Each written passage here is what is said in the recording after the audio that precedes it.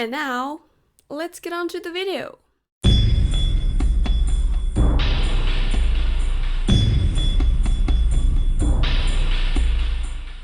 One of the things I find the most intriguing about the original lore is the amount of mysteries that remain unsolved to this day, 17 years later. There are so many questions that I would like some answers to, but we will never get those answers because, well, the series have ended.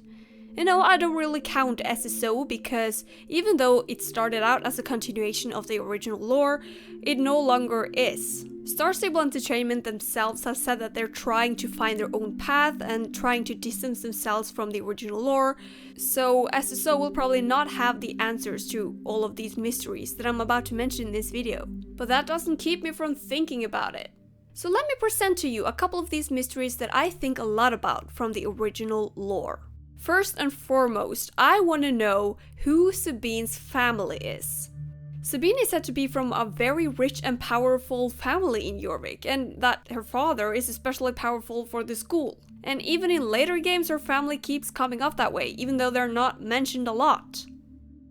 At some point in time, I was wondering if she could possibly be the daughter of Mr. Sands, because Mr. Sands is arguably one of the most powerful men in Jorvik that we know of, and to be fair, they do look kind of alike. But unfortunately, this doesn't really hold up, because she never refers to him as her dad, she refers to him as Mr. Sands. And also, there is the fact that she doesn't seem to know him at first in Starshine Legacy. So I highly doubt that Sabine is the daughter of Mr. Sands, no matter how much sense that would make. I was also thinking about the possibilities of her being related to some other rich families in Jorvik, like the Silverglade family. But that is a family that is presented to us in SSO, and it was never mentioned previous to that. And obviously, Sabine is a very different character in SSO. So I don't think that holds up either. So I think that Sabine's family is simply an off-screen family that we have never heard the name of, which is a shame because I would really like a last name for Sabine. Another question that I have raised from the Starshine Legacy games is, what is Katyas' backstory? As most of you probably know, Katyas' character was first introduced in Starshine Legacy episode 4, and she was not seen before that. Except that in Starshine Legacy episode 3, she was on the front cover of Glamour number 5. So the question is, what is she doing there? Is she secretly a model? Or is it a different character? Maybe it's that weird Kate character that shows up in Star Stable. It's weird because we don't know anything about Katyas' backstory. She is, like I said, first introduced to us in episode 4, but her picture is in episode 3. So they could have just been reusing the picture, but I would not like to believe that. They usually don't do that, do they? It just seems weird to me that they used her picture out of all people. Maybe Katya was not actually supposed to be a character. Who knows? No, but seriously, I would just really like to know more about that, and whether or not she was actually a model. I don't know. The next question is a tiny one, but I would still like to bring it up because it strikes me as very weird. This is from the Starshine Legacy comics, and it shows Lisa picking up a star off of the ground. It looks like it's something that Mr. Sands dropped or something, but it's never shown what it's for, or never told to us what it's for, so we don't know what it is. Some claims that it's just an Easter egg for the games because there you do actually have to pick up stars around the map, but I kinda doubt that, I don't know. I feel like everything they put in the comics has a deeper meaning behind it, and that the comics do have their own special plot. So the fact that this star was found by Lisa and never explained, that strikes me as pretty weird. And the last question I want to bring to you is something I have thought about non-stop pretty much, and I have felt like I am on my way to figuring out how this is tied together, and I want to make a theory about it, but I can't. I just can't figure out the answer of this. And the question is, what happened to Emilybergen?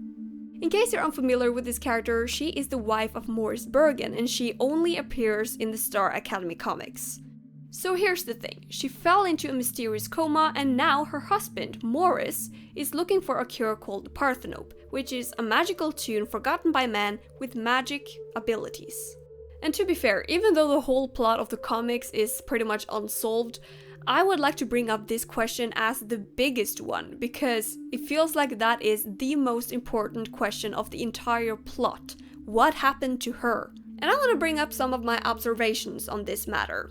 First and foremost, we know that both Kevin and Kiyomi has achieved the Parthenope tune, so we don't know how that connects to Emily's condition or why they can achieve the tune, but both of them can.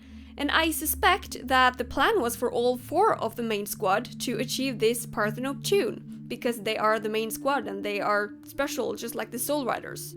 We also know that it's heavily inspired by Greek mythology, because Parthenope was a siren in Greek mythology, and it's named after her.